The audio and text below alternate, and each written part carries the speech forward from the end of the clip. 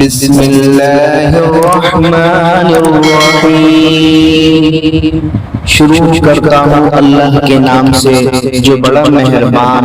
نہایت رحم کرنے والا ہے۔ حضرت ابو ہریرہ رضی اللہ عنہ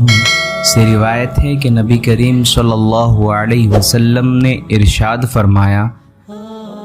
تم میں سے کوئی شخص اپنے مسلمان بھائی کی طرف ہتھیار سے اشارہ نہ کرے، اس لیے کہ اس کو معلوم نہیں ہے کہ کہیں شیطان اس کے ہاتھ سے کھینچ لے اور وہ ہتھیار اشارے میں مسلمان بھائی کے جا لگے اور اس کی سزا میں وہ اشارے کرنے والا جہنم میں جا گرے۔ حضرت ابو ہریرہ رضی اللہ عنہ روایت کرتے ہیں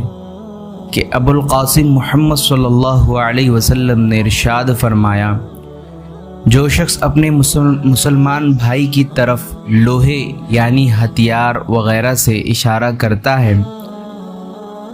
اس پر فرشتے اس وقت تک لعنت کرتے رہتے ہیں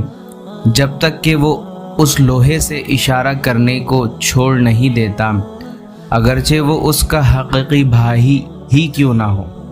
حضرت معاذ بن انس جہنی رضی اللہ عنہ نبی کریم صلی اللہ علیہ وسلم سے روایت کرتے ہیں کہ جو شخص کسی مسلمان کی عزت و آبرو کو منافق کے شر سے بچاتا ہے تو اللہ تعالیٰ قیامت کے دن ایک فرشتہ مقرر فرمائیں گے جو اس کے گوشت یعنی جسم کو دوزخ کی آگ سے بچائیں گا، اور جو کسی مسلمان کو بدنام کرنے کے لیے اس پر کوئی الزام لگاتا ہے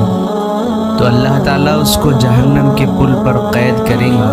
یہاں تک کہ سزا پا کر اپنے الزام کے گناہ کی گندگی سے پاک صاف ہو جائے گا۔ حضرت ابو دردہ رضی اللہ عنہ روایت کرتے ہیں کہ نبی کریم صلی اللہ علیہ وسلم نے ارشاد فرمایا،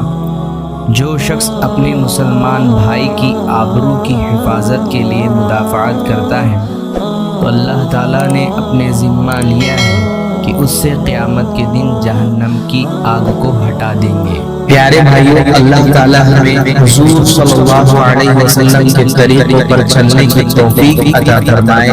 آمین۔ جزاکم اللہ۔